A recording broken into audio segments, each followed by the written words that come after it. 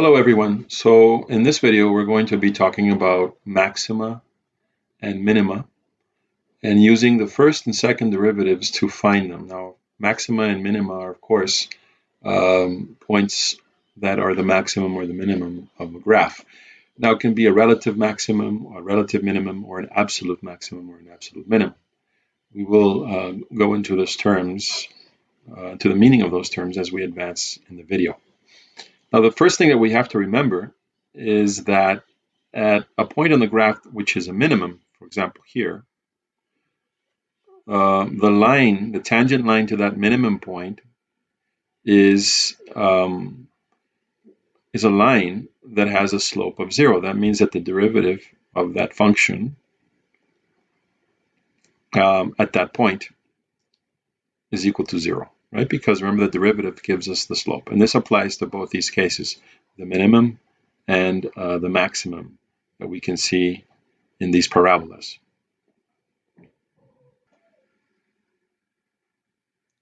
So precisely, that is the concept that they want us to use in example 12.12, as we're going to see. So they say, using differentiation, find the coordinates of the vertex of the parabola with the equation y equals x squared minus 8x plus 14. So remember that normally we would just use minus b over 2a as a formula to find the x coordinate of the vertex. But here instead, we're going to use the derivative. So we're going to find dy dx. Now this is using the Leibniz notation, right, which is just finding the derivative of this expression, x squared minus 8x plus 14. And this is going to equal 2x minus 8. Now, because we want to find a minimum, we equal this to 0. So 2x minus 8 equals 0. And solving for x is equal to 4. So that's going to be the x coordinate of the vertex of the parabola. That means that I need to plug this into f of x. A common mistake is that people plug it into here again and get 0, and then write that down as the coordinate. So you have to be careful with that. So basically, we really need to find the y value when x is 4. So we need to do this. And if we do the math, that's going to give us -2. So that means that the vertex of the parabola is at coordinates 4, -2. So in the next slide, what we have is precisely the graph of the function. Notice that here is the vertex, and these are the coordinates of the vertex. And it's a minimum, like we said before. Now, I knew it because it was a parabola where a is greater than 0. But normally, in other types of functions, we're going to have to do some testing. And once we get this critical point here where the slope is 0, notice that we could use the derivative to find out what the slope is here, the right of that value in this case, and then here to the left of that value. So we could see that for the derivative of x, we're going to get a negative slope, and then here for the derivative, we're going to get a positive slope.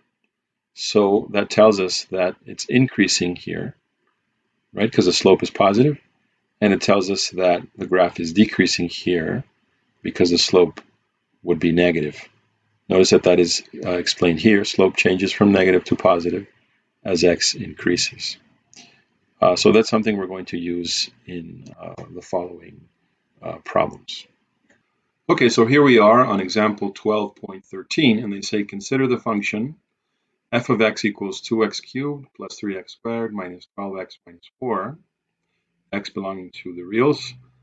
A, find the coordinates of any stationary point. So remember that the stationary points are the points where you have this situation. So that's what we're going to use, the principle we're going to use for A. So let's find the derivative of f of x. And we're going to have that it's 6x squared plus 6x minus 12. And then let's equal it to 0 to find the coordinates of those stationary points. So we equal this to 0, and we can factor, right? Let's factor out the 6. We get x squared plus x minus 2 equal to 0. And the factors of this have to be 6, and then we have x plus 2 times x minus 1. X plus 2 times x minus 1. That means that the solutions are x equals negative 2 and x equals 1. So then by plugging those values in the original function f, we get that f of minus 2 gives us 16, and f of 1 gives us negative 11. Therefore, the coordinates would then be negative 2 comma 16 and 1 comma negative 11. Now notice that this gives us a hint of being a maximum, and this gives us a hint of being a minimum. But let's use the derivative to classify these points, these stationary points. And for that, we're going to need a table. So I'm going to get rid of all this, and I'm going to draw a table. Okay, so we have that x equals negative 2 is a stationary point, and so is x equals 1. So let's find out what happens between these values and before them and after them as well. Okay, so for that we need to use the derivative, right? So remember that the derivative was equal to 6x squared plus 6x minus 12, and we simplified it into 6 times x plus 2 times x minus 1. So we're going to use this to determine the sign of numbers that are less than negative 2. So let's plug in something like, say, negative 4. Okay, so if we plug in negative 4 for x, what do we get? We get 6 times negative 2 times negative 5. And notice that this is going to give us something positive, right? Because this equals 60, which is positive. So that means that here the slope is greater than 0 for all these values that are before negative 2. That means that the graph is increasing in this interval of the graph. So let's see what's going on between negative 2 and 1. Remember that these are the stationary points. So this is stationary and this is stationary. So let's see what happens between negative 2 and 1. And an easy value to plug in is 0, right? So let's see what happens with 0. So with 0, we're going to get 6 times 2 times negative 1. And notice that this is negative 12. That means that the derivative here is going to be negative. So here the graph is decreasing. So the graph is first increasing, then it gets to negative 2, and then decreases. So let's see what happens at x equals 1, where it's stationary, and what happens after that, right? So let's plug something greater than 1. Let's say 2. All right, so if we plug in 2 for x, we're going to get 6 times 4 times 1, and this equals 24. Therefore, after 1, the derivative, or the slope, is going to be positive, greater than 0. So notice that we have a situation here where the graph is increasing in the interval before negative 2. So from negative infinity to negative 2 for x, the graph is increasing. It reaches a maximum, then it decreases. It decreases to the point 1, where it reaches a minimum, and then it increases again. Very well, so here we are now on example 12.14, where they say for the function f of x equals x to the 4 minus 2x cubed, find the coordinates of all stationary points and describe them completely. So it's basically the same thing we were doing before. First thing to do is find the derivative. So the derivative of that expression is going to be 4x cubed minus 6x squared. And then we need to find the stationary point, so equal this to 0 and factor. So here we can factor 2x squared. And then that's going to equal 2x minus 3. Therefore, the stationary points are going to be where x equals 0 and where x equals 3/2. All right, I'm not going to plug this in the original because I want just to do the table directly this time. So let's draw the table. And we're going to place 0 here as a stationary point. So this is a stationary point. And we have 3/2 here as another stationary point. And we're going to find out if these are maximum or minimum or none. Because sometimes you might have a situation where you have a stationary point, but it's neither a maximum nor minimum. So let's try with a value less than 0. Let's say x equals -1. So if we plug that into the derivative, notice that we're going to get -10. And that is less than 0. That means that here the function is decreasing. Then it gets to the stationary point 0. Let's see what happens after 0. So let's plug a value between 0 and 3/2. An easy value would be 1. So let's test x equals 1. Now remember that we have to plug this into the derivative, right? So plug it in the derivative, and we're going to get -2, which is, again, less than 0. So it means that in this graph, this is not a minimum because it's going down. It has a stationary point, but then it keeps going down. So this cannot be a minimum, and it cannot be a maximum either. Okay, so then it gets to 3/2 where it's stationary, and let's see what happens after 3/2.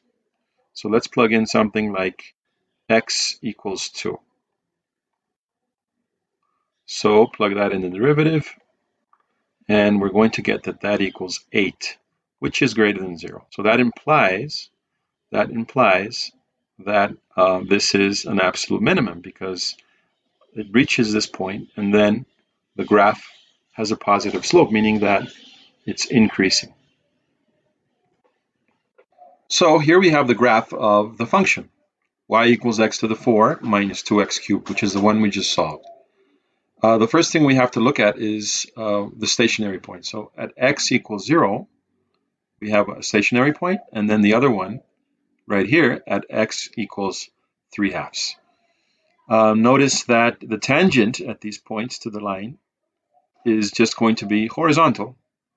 So that's where we know that you have a point where you either have a minimum, a maximum, or, like occurs here, something called a point of inflection.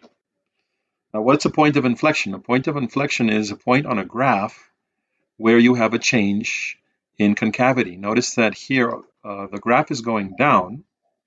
As you can see, it's decreasing, but also you can see that the concavity is upwards. Then it reaches the inflection point where the slope is 0 and changes the concavity to a downward concavity, although the graph is still decreasing. Then here we reach a minimum and the graph increases, just like we discovered using the first derivative test. Very well, so here we are now with example 12.15. And again, apply the first derivative test to find any extreme values for this function. So this is exactly the same as before. First of all, let's find the derivative. So the derivative of f of x is going to be 12x squared minus 18x minus 120. I'm going to factor this, and notice that this can factor as 6 times 2x squared minus 3x minus 20. And we can factor this even more, right? Because this is the same as, so let's use the equal sign here. This is the same as 6 times 2x plus 5 times x minus 4. Okay, since we have to equal this to 0 to find the stationary points, we're going to see that one of them is minus 5 halves, and the other one is going to be 4. So I'm going to build the graph or chart table based on these two values. And we're going to see the behavior of the function. So let's plug in a value in the derivative that is less than negative 5 halves. So let's say negative 3. So if we plug that into the derivative, plugging negative 3 into the derivative will give us 42. And 42 is greater than 0. So that means it's increasing. So it's increasing. It reaches a stationary point. So let's see if it keeps increasing or if it goes down. So let's plug a value between negative 5 halves and 4. And the easiest one is always going to be 0. So let's plug in 0. So that into the derivative will give us negative 120. Notice that that means that after negative 5 halves, the graph starts going down. So that means that this is a relative maximum. Okay, so that probably means that this is a relative minimum for 4. But we're going to verify that by plugging in something greater than 4. Let's say 5. So if we plug that into the derivative, it's going to give us the slope. And the slope there is 90, which is greater than 0. So that means that it's going to be increasing. So this here is a relative minimum. And therefore, we have found the extreme values for this function. So in the following slide, you're going to find examples of what we have been exploring. So here we have a graph that is increasing, then it gets to a stationary point and decreases. Notice that the first derivative indicates where the graph is increasing and where it is decreasing. This is for a maximum, and the same thing for a minimum. You can see here the decrease where the derivative is less than 0, a minimum where the derivative is equal to 0, and the increase where the derivative is greater than 0. Here is a case where you have a point of inflection and not any extreme. So that's why it says no extreme. You have a change in concavity, though, because you have a concavity here that is downwards. You have the point of inflection where the slope is 0, and then it keeps increasing. Therefore, what you have is a change in concavity, as you can see here, because here the concavity is upwards, and before it was downwards. On the right, we have cases where the domain is restricted. So notice that a point C here is a restricted domain. In this case, for x from C to infinity. So you can say that this would be a relative maximum here, because after point C, the graph is decreasing, as indicated also by the derivative. This is the same thing, but backwards, right? You would have a relative minimum here at point C, and then the graph increasing, and the derivative greater than 0. And here, exactly the same, but with C to the right. So we have decreasing, a relative minimum at point C, and here we have increasing, a relative maximum at point C. And notice that the derivatives correspond with the increasing or decreasing of the graphs.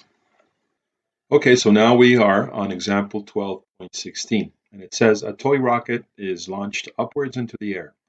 Its vertical position, s meters, above the ground at t seconds, is given by this function here. A, find the average velocity over the time interval from t equals 1 second to t equals 2 seconds. So remember that when you want to find average velocity, that is just the slope of the line between those 2 points. So basically what they're asking us to do is to find s of 2 minus s of 1 over 2 minus 1. So that means plugging in 2 into the function. And if we plug in 2, that's going to give us 17. Minus, if we plug in 1, we're going to get 14. Okay, and that over 2 minus 1, which is 1. So 17 minus 4 is 3. So 3 meters per second.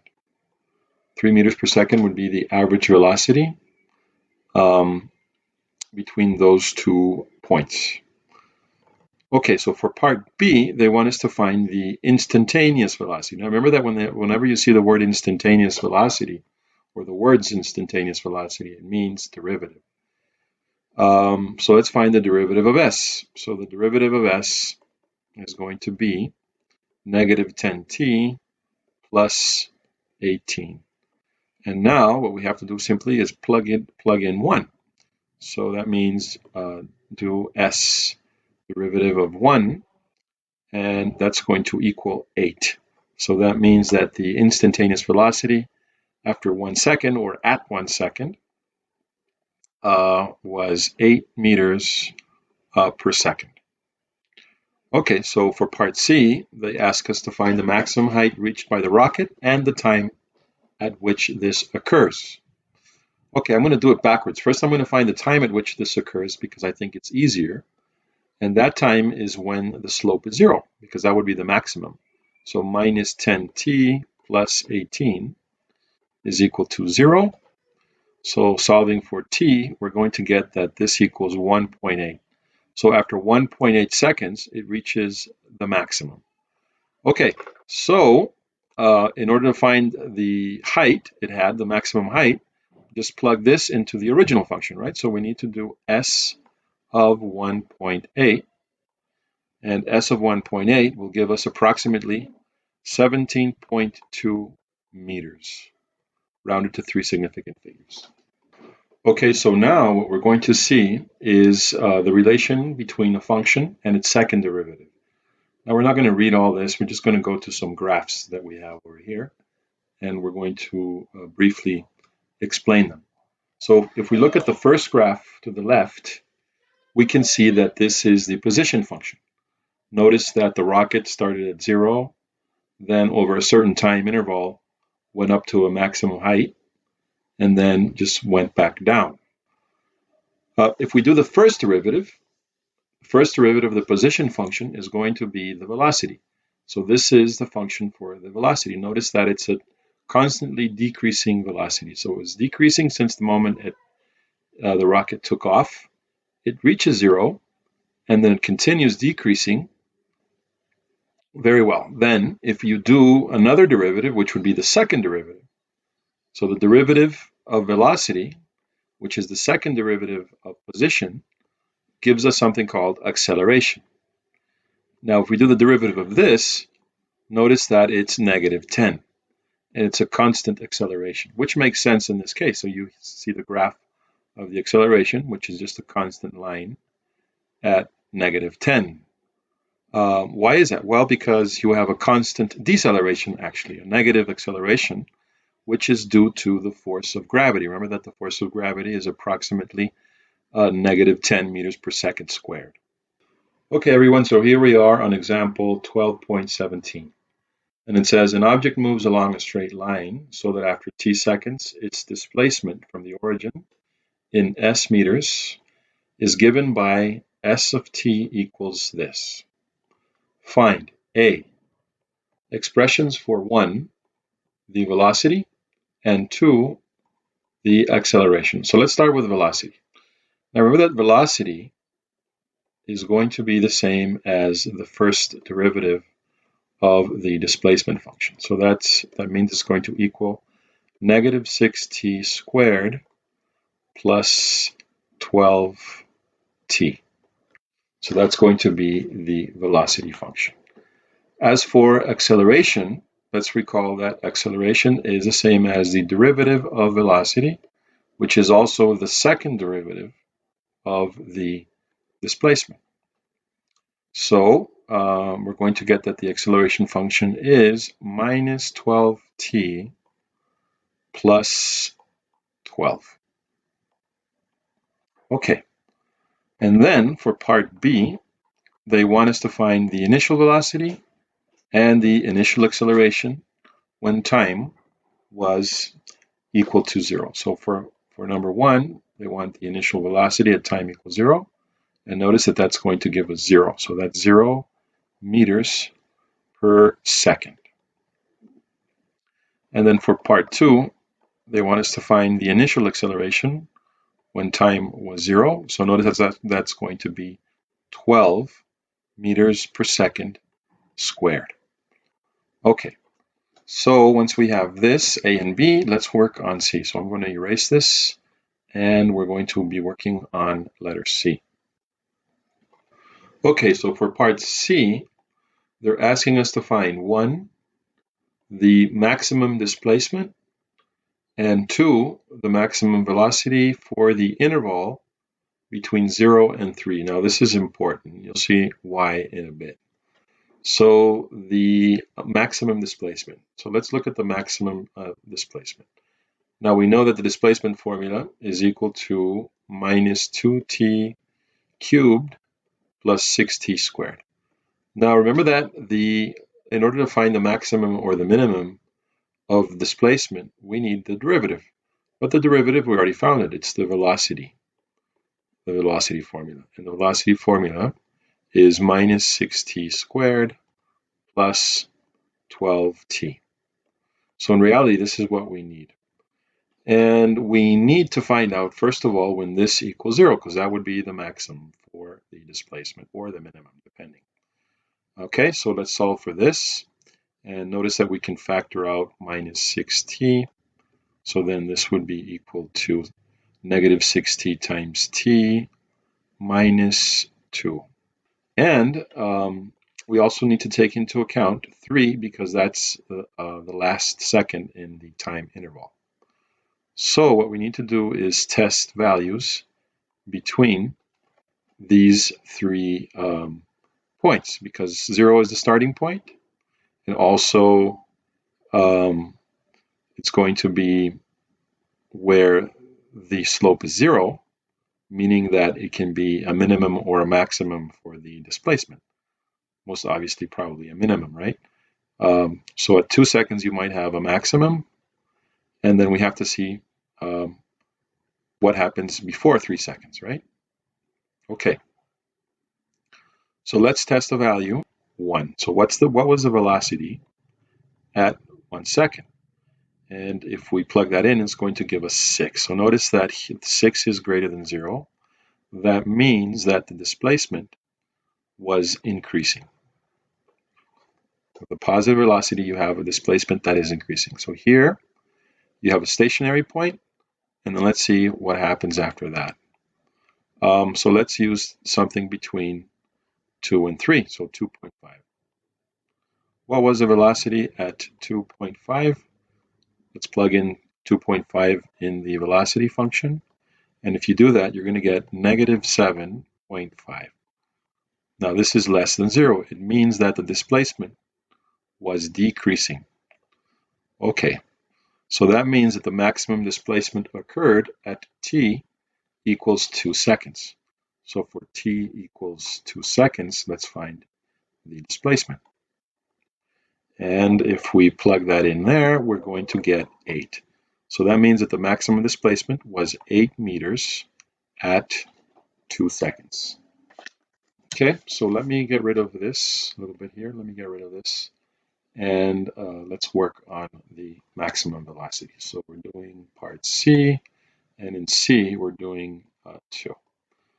So maximum velocity. Now let's recall that the velocity formula or function is going to be negative 6t squared plus 12t. And we're going to need the derivative of this, which is the acceleration. And as you know, the acceleration formula or function is minus 12t plus 12. So we need to find the extrema, right? When the velocity reaches a maximum or a minimum. So that occurs when but when acceleration is 0. Okay, so this happens at time equals 1. We can see this obviously as the solution to this equation. We also need the other 2 points, critical points, which are going to be 0 and 3. Why? Well, because that's the interval, right? Okay, so next what we need to do is plug in some numbers that are between these values to see what's going on with the graph of the velocity. And we can use the acceleration because the acceleration is the derivative of velocity. So what happens at 0.5 seconds with the acceleration? So at 0.5 seconds, if we plug that in there, notice that we're going to get 6.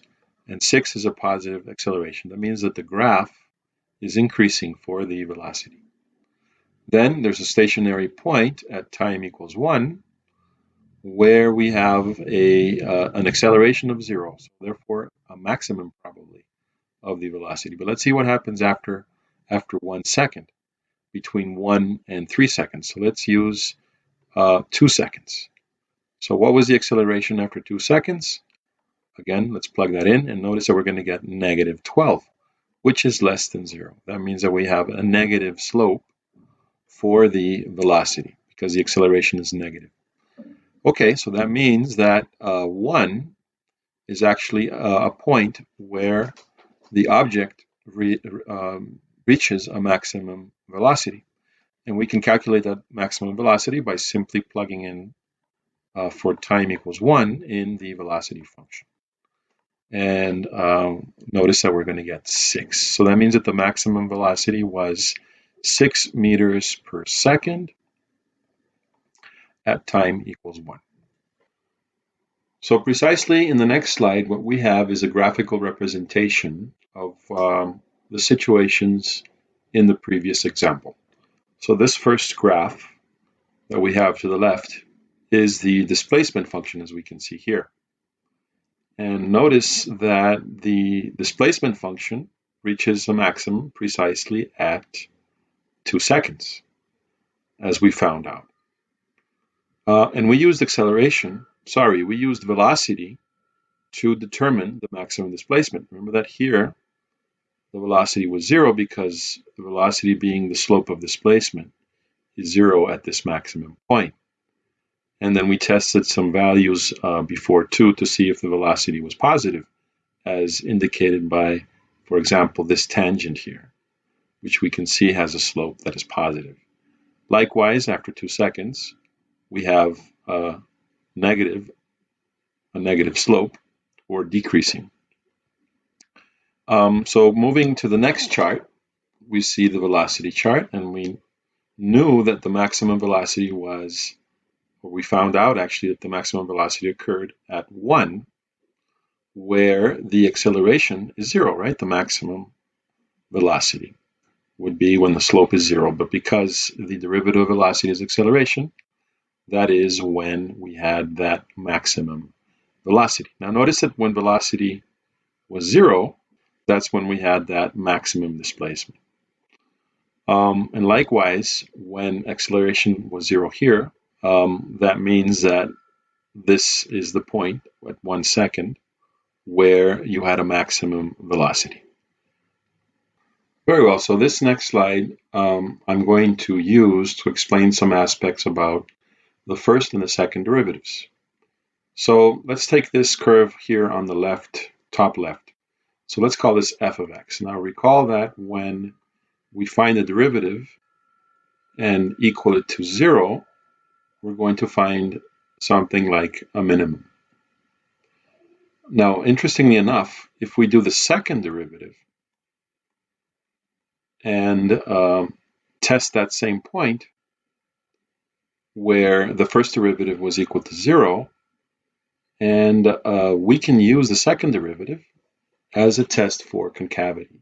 So it turns out that if the second derivative is greater than 0, then we're going to have a curve that is concave upwards, such as this one. If the second derivative at that point is less than 0, then we're going to have downward concavity. Okay, but what happens in other cases, like the ones that we have here in these other 3 graphs? Now notice that these graphs don't represent maximums or minimums, but rather inflection points, stationary. In this case, this is a stationary inflection point. And something interesting happens here because for this stationary inflection point, the first derivative would equal 0 there, but also the second derivative. We would have to test values after this point here with the second derivative to see if the concavity is upwards or downwards. But we'll see that. It'll be clearer in an example. Then in other cases, inflection points can be found with the second derivative. So these inflection points will occur where the second derivative is equal to 0. Very well, so here we are now on example 12.18, and it says determine the intervals on which the graph of y equals x to the 4 minus 4x cubed is concave up or concave down, and identify any inflection points. Okay, so I think we have to do this backwards. We should probably identify the inflection points first. And remember that for that we need the second derivative. So the first derivative is going to be 4x cubed minus 12x squared. Then the second derivative is going to be 12x squared minus 24x. So the inflection points occur where the second derivative is equal to 0, recall that. So let's equal this to 0 and solve for x. So here we can take out a common factor of 12x, so that would be 12x times x minus 2. And the solutions to this are 0 and 2. So those are going to be the inflection points. Now, by using these inflection points as a guide, we're going to find the intervals where the concavity is upward or downward. So let's test values that are less than 0. For instance, let's test x equals -1. Then we plug that into the second derivative, right? So plugging in -1 into the second derivative is going to give us 36. Now, because 36 is positive, it means that it has upward concavity. Then let's test the value between 0 and 2. For instance, x equals 1. So if we plug 1 in the second derivative, we plug in 1, we're going to get -12, which obviously is less than 0. So that means the concavity between 0 and 2 would be downward. Okay, finally, a value greater than 2. So that would be, let's say, something like 3. And if we plug in 3 in the second derivative, we're going to get 36 again. And 36 is greater than 0. Therefore, the concavity should be upward.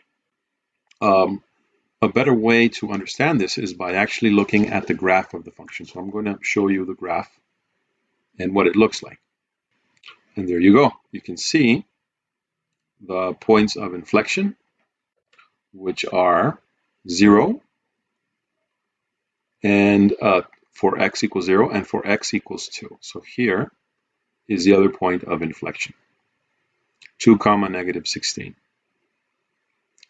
And so let's look at the concavity. Notice that before 0, the concavity is upward. Then here it's downward. Then here comes another inflection point. And finally, the concavity is upward. Now, these are things that we're going to need besides finding the intercepts, right? X and Y intercepts, the minimum, the maximum points, to be able to graph a function manually. Very well, so now here we are on example 12.19, and they want us to find any relative extrema for this function. Now remember that extrema means maximums and minimums, not inflection points.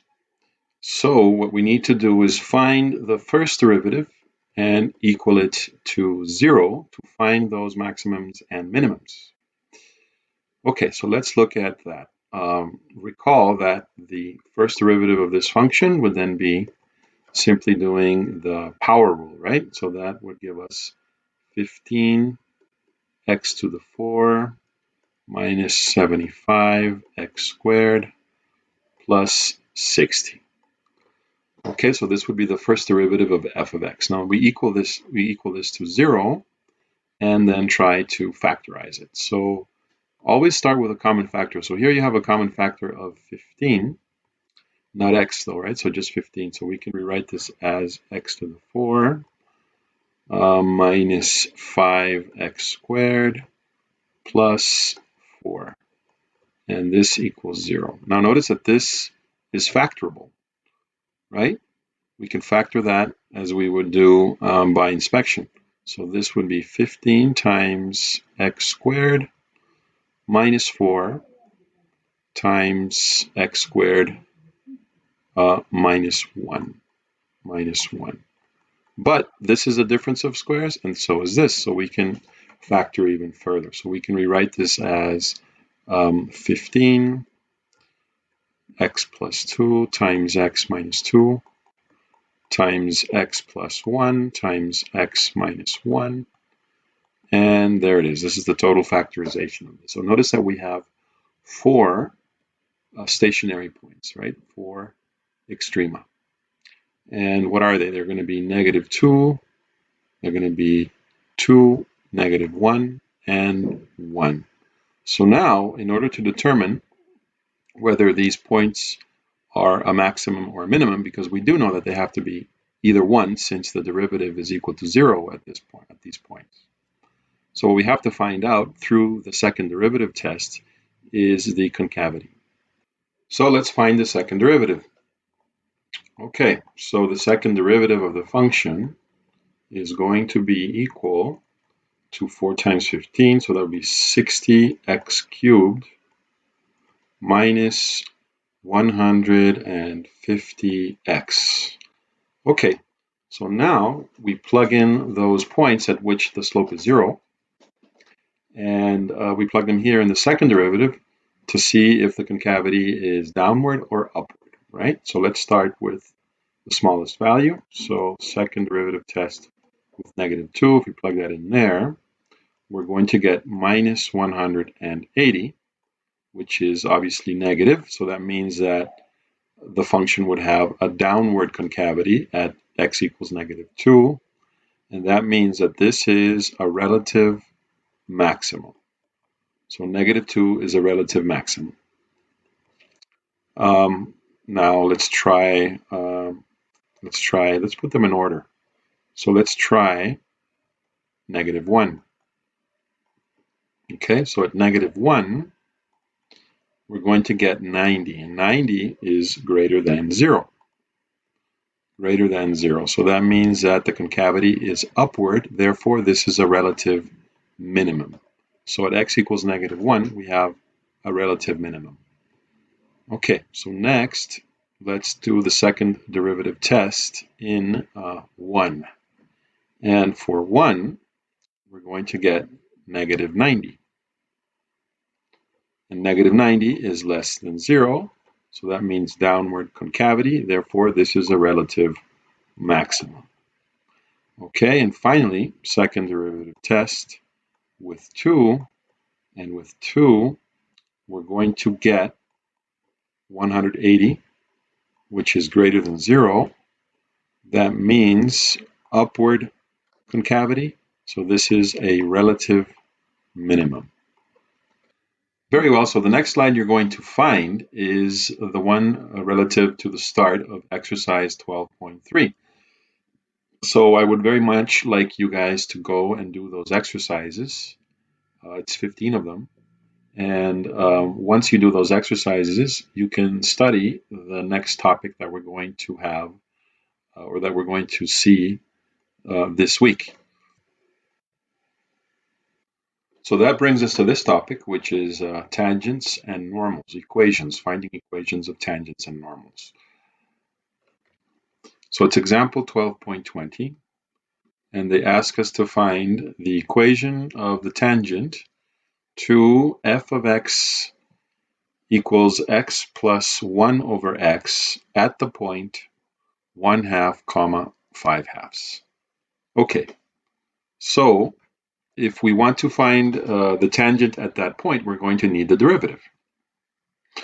So the derivative, well, first of all, I'm going to rewrite f of x, just so you guys understand how I do the derivative. So f of x, we can rewrite as x plus x to the minus 1. It's easier to do the derivative this way.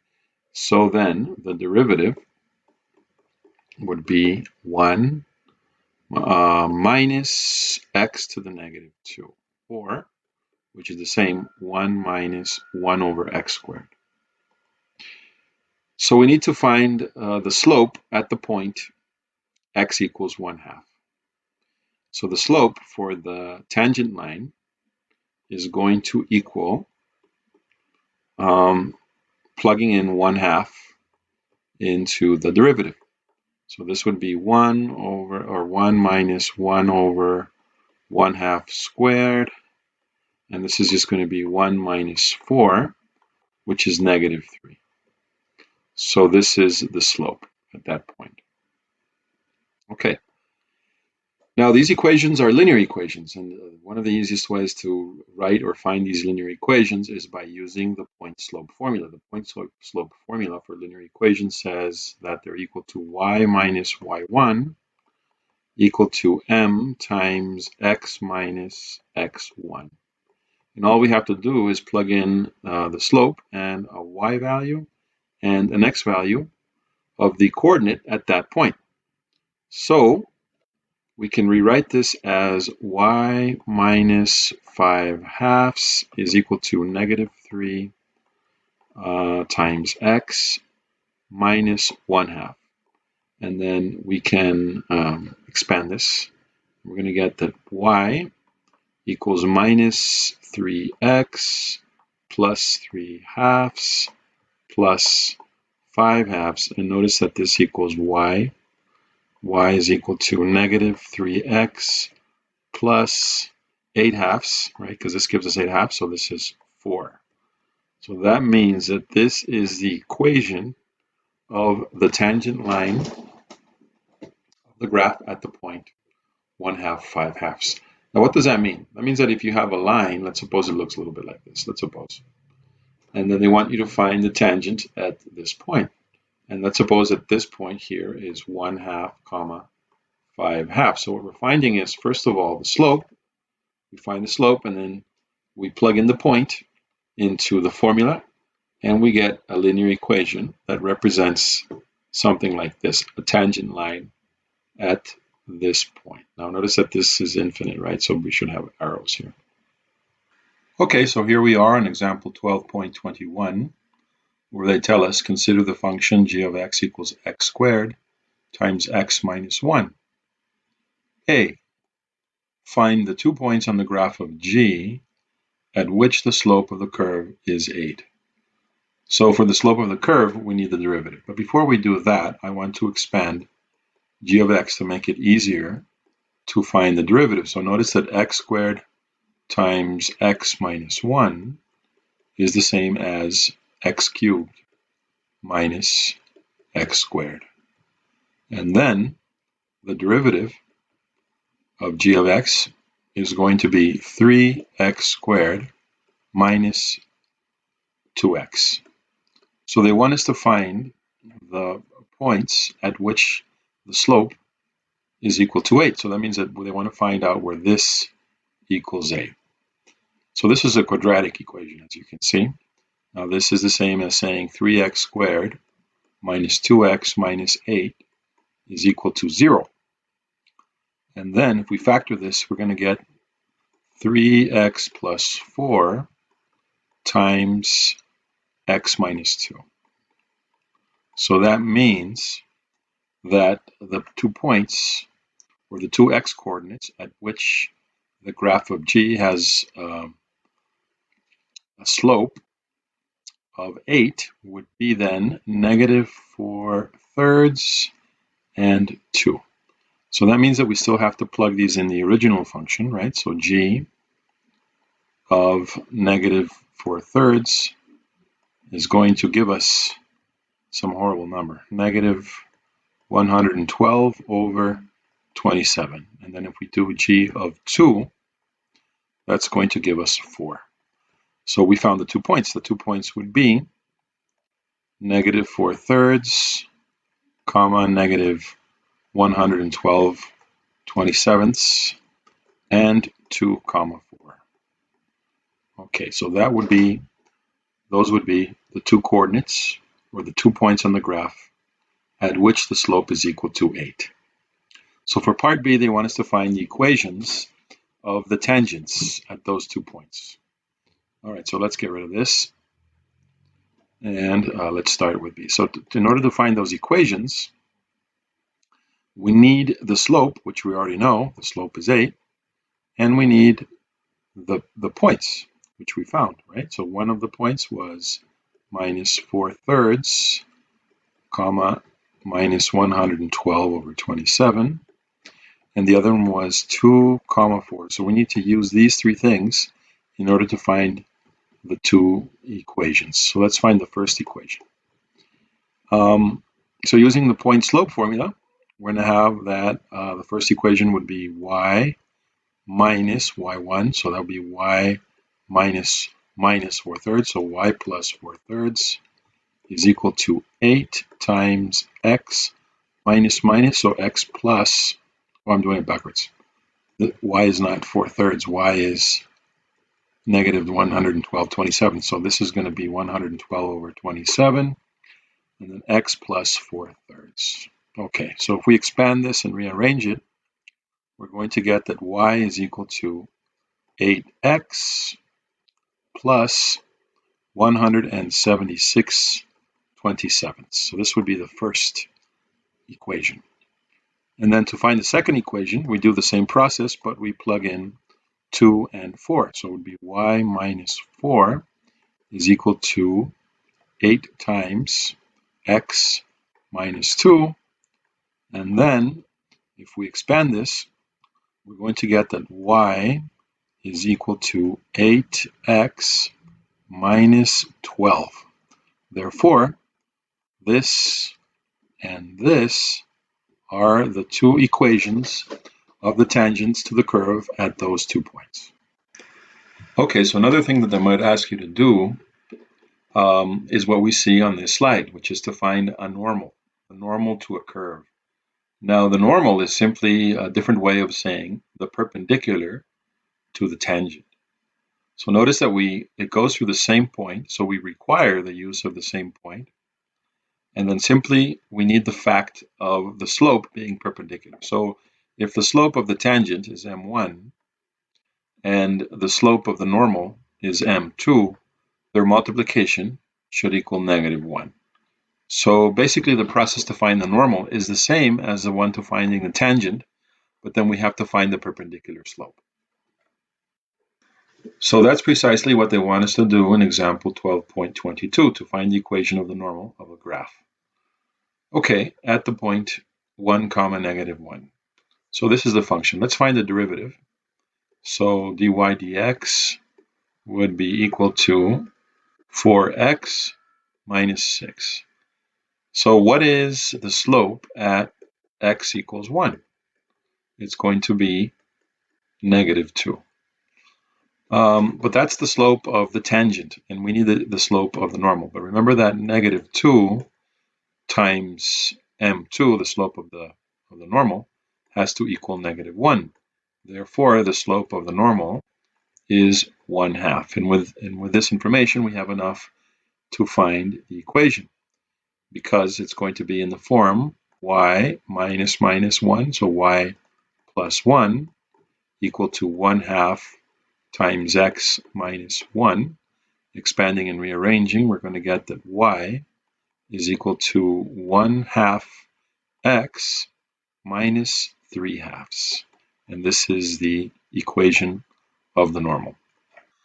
All right, so here we are now on example 12.23, where they say, consider the parabola with the equation y equals 1/4 x squared. A, find the equations of the normals at the points -2, 1 and -4, 4. So let's start with that.